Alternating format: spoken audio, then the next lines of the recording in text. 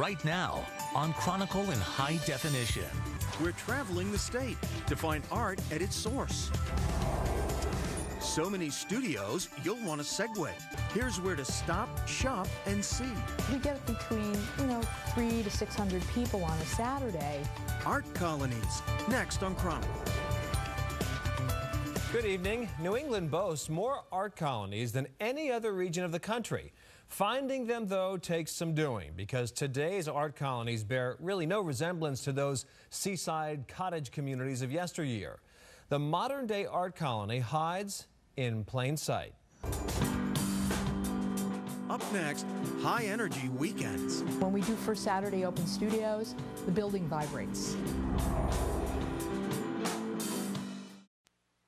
Well, that Mary Richardson, she gets around. She's headed north now to Lowell, where two former mill buildings are enjoying a second life.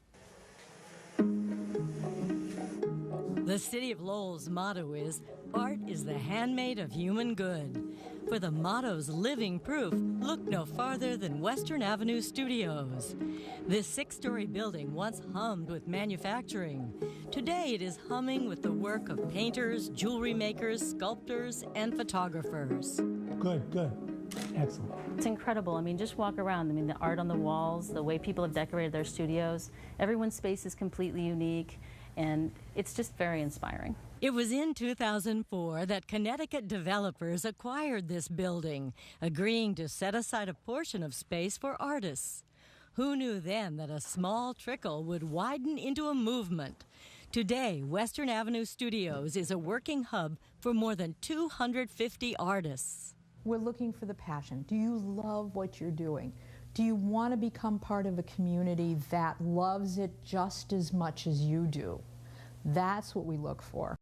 There is David Barton, who describes his work as paintings off the wall. These sculptures of distorted figures prompt powerful responses. I'm always amazed at people's reactions to my work, because I don't care if it's a good reaction or a bad reaction. I want like a strong reaction. So oftentimes people will say, "Oh, that's really scary," but then someone else comes right behind them and will think it's beautiful. So I try and bring that to my work. Western Avenue Studios is open daily to visitors, but know that most of these artists keep odd hours. A guaranteed good time, says Executive Director Maxine Farkas, is the first Saturday of every month. And when we do First Saturday Open Studios, the building vibrates. It's wonderful because we get between, 300 to 600 people on a Saturday coming through, looking at the work, talking to people. And it's just quite wonderful.